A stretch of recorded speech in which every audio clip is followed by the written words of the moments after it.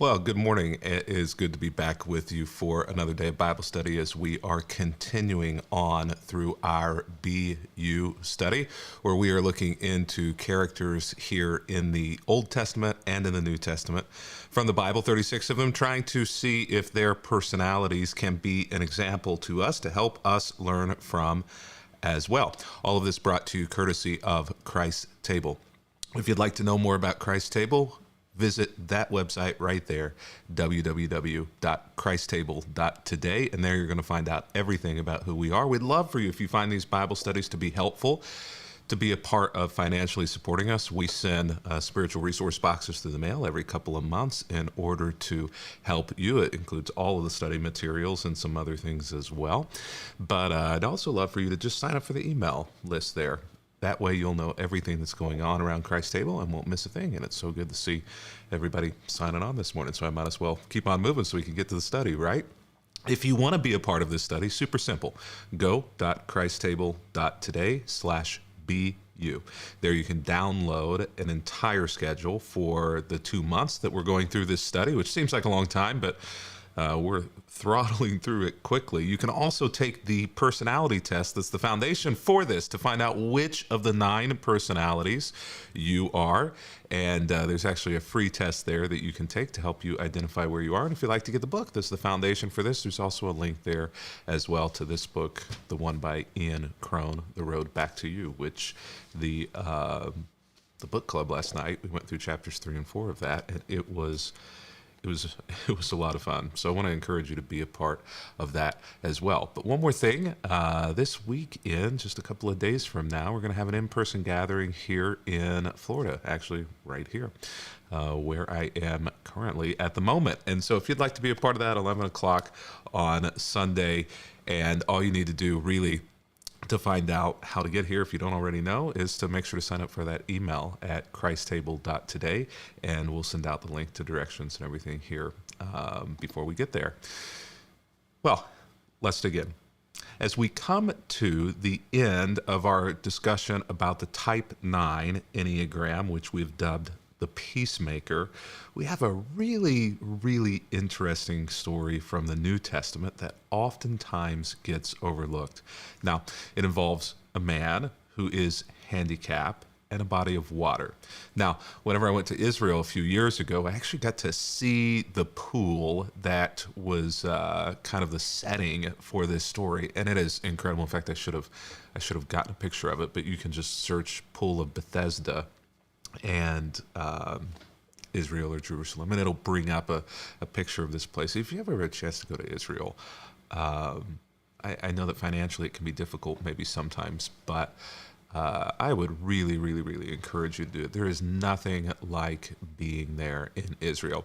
And so when we get to our story today, though, all of this is set around the Pool of Bethesda, and Jesus has come into the city for a big festival. And so we are going to meet him there in John chapter 5, verses 1 through 15.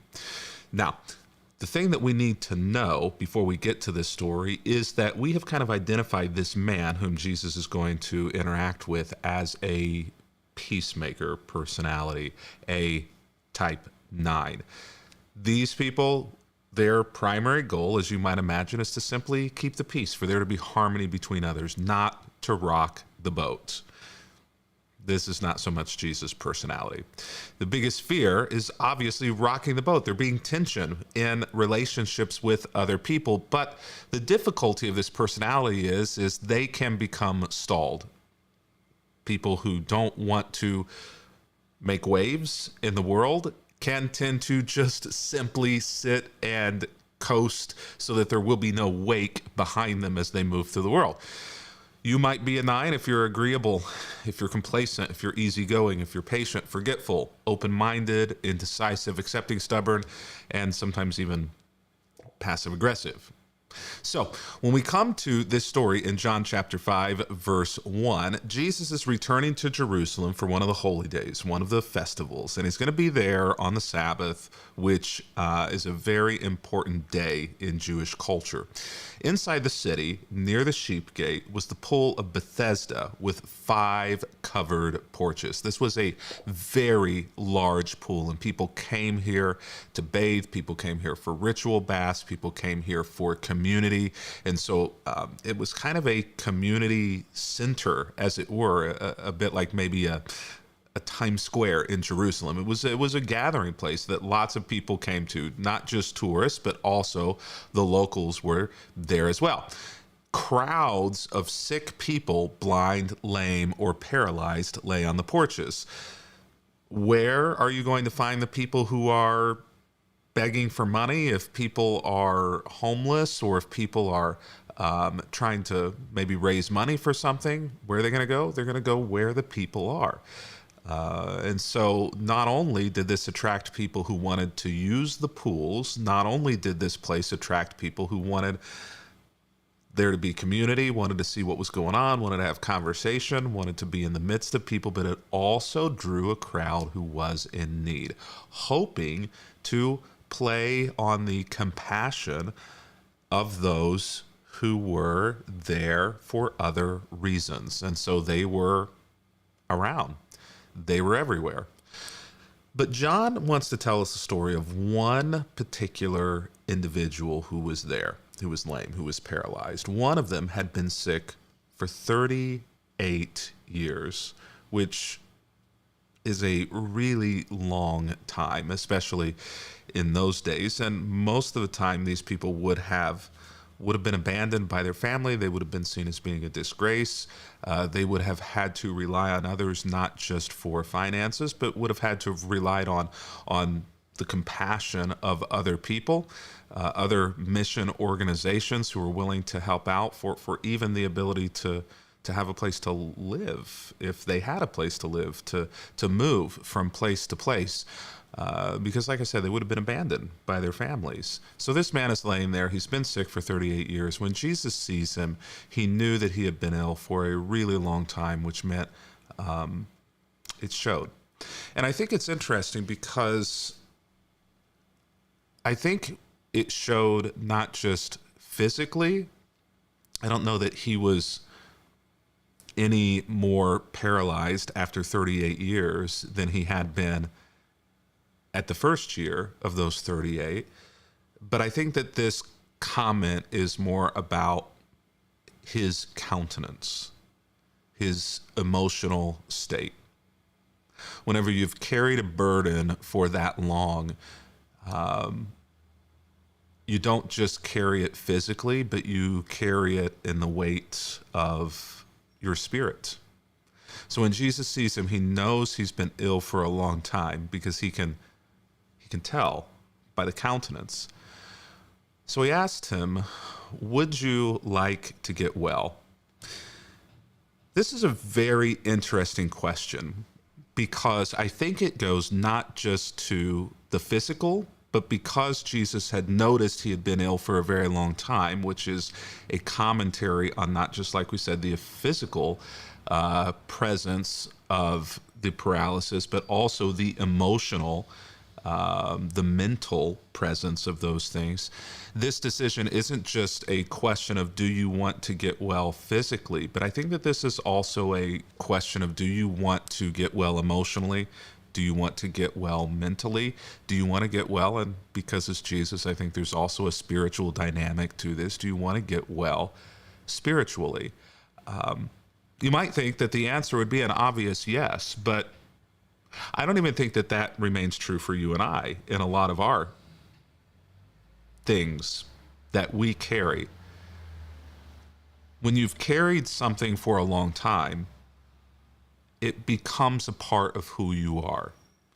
Even if it's a bad thing, it can become a part of who you are.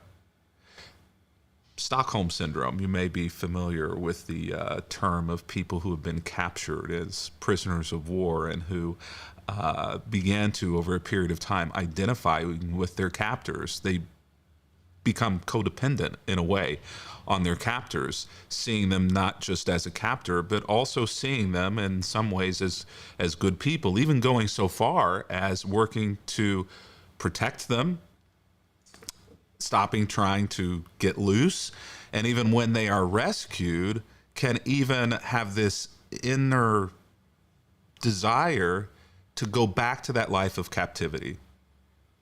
Prisoners oftentimes have a very difficult time, if not a nearly impossible time, transitioning back into the real world, because the prison becomes their world and becomes a part of who they are, and they can't see themselves or understand themselves outside of the context of that environment and of that place. This happens to abuse victims. They become a sense of a Stockholm syndrome, where you begin identifying with your abuser and begin enabling and not wanting to leave that situation. And so this is a really appropriate question, because it may well be that this individual does not want to be healed, or cannot emotionally or mentally get to the place where they will be able to cope with being healed. 38 years leaves you in a lot of ways, I think, with an inability to comprehend what life would be like without this burden. And in some ways, life with the burden, you've learned how to manage for 38 years. It's difficult to think, what will I not be able to manage if I'm healed? What if life is worse on the other side of this healing than it is here? Now, I hope you're seeing that we face these questions and these things every day, because oftentimes there are things that have become a part of who we are, a part of our identity that isn't us, but we no longer are able to see or understand the disconnect. We now own that thing. It has now become a part of who we are, and we see it as us, and we protect it as being a part of us.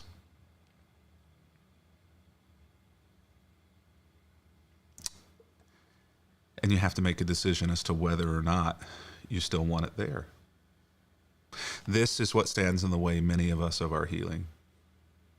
This is what stands in the way, many of us, of our emotional and mental and spiritual health,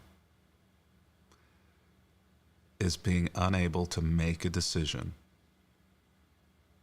that's going to bring healing and health, because of fear, because of the unknown, or because we want to keep the peace. Maybe keep the peace in the world around us, but keep the peace, the inner peace. We're at a place of inner peace. Even with this burden, we've learned how to cope. And so we're in this place of inner peace and making a change in my life, deciding to do something different, to go a different direction, to let this person, to let this thing go, to actually get up and act. I may be the one dragging my feet. I might say, I want healing, or I want release from this thing, or I want my life to move forward. But my actions betray the fact that I'm lying. You got to decide what you want. The man says, I can't. Jesus asked, do you want to get well? The man said, I can't, for I have no one to put me in the pool when the water bubbles up. Someone else always gets there ahead of me. Now, depending on what translation you have, one of the writers or transcribers at some point along the way added an explanation in here for what was going on, but it wasn't original to the text. It didn't need to be original to the text. Everybody who read the letter of John would have known the story that was inserted there in verses 3 and 4. Essentially, what the story was is that there were angels who would come and stir the water in the pools of Bethesda. And whenever that happened, the first person to get into the water after it started bubbling and stirring would receive a healing, but only that person. And so this legend is one of the things that drew so many people to this pool who were in failing physical health or in need, is because apparently, for some reason or other, it's a spring, it bubbled, and whenever that happened, the first person in would be healed. And so it drew a whole lot of people there who needed a healing. But this man is unable to get himself into the pool when it happens, and there's a mad rush whenever it happens, and no one is willing to carry him in there.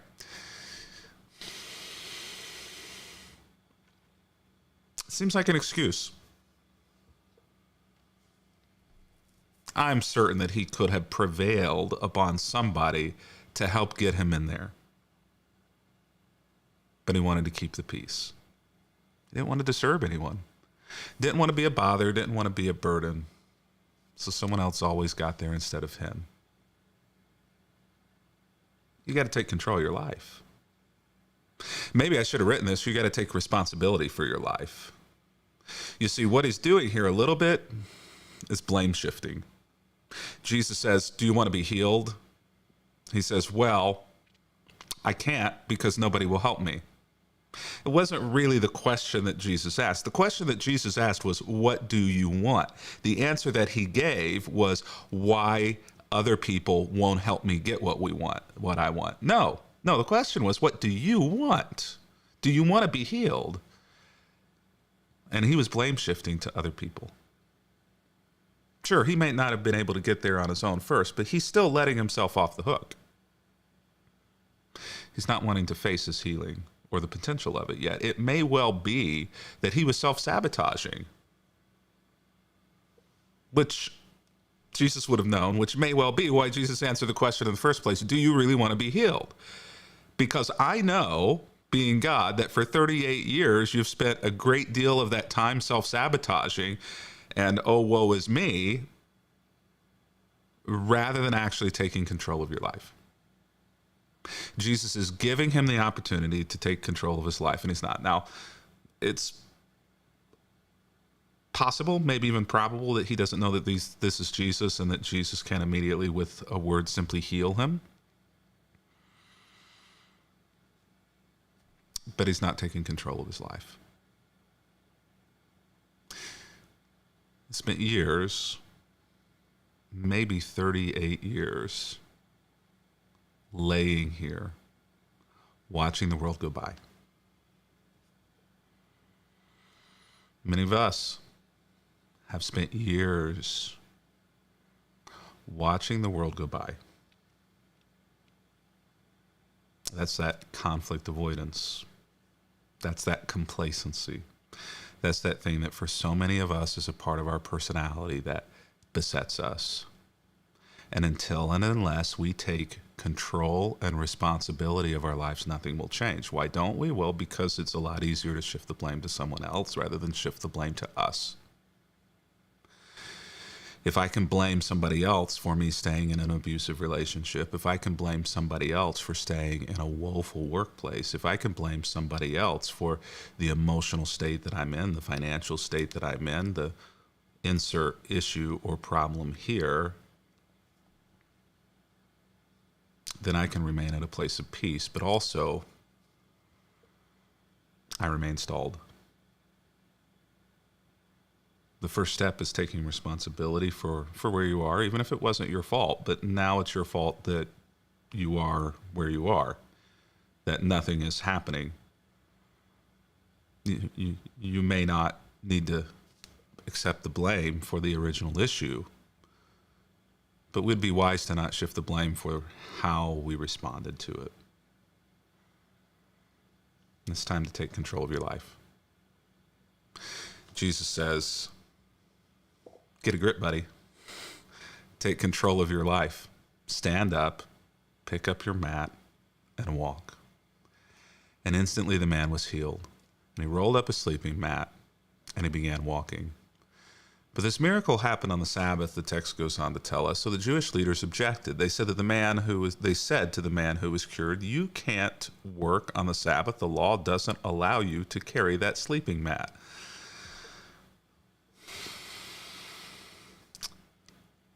He replies, so he must not have known it was Jesus. The man who healed me said to pick up your mat and walk. Who said such a thing? They demanded.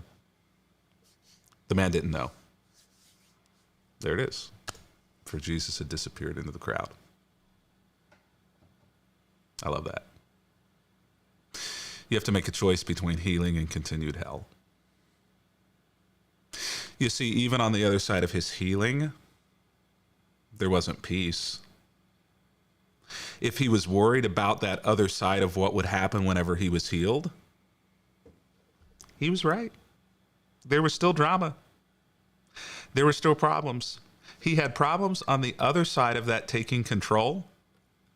There were problems on the other side of that accepting responsibility. There were other problems on the other side of picking up his mat and walking, on the other side of his healing. He was right. There was not a life of peace on the other side of that. But there was a life of being healed. And so he had to make a choice between continuing the hell that he was in or accepting the healing and whatever may come thereafter. So many of us are stalled because of what may come after a decision that we know that we need to make, or an action that we know that we need to take.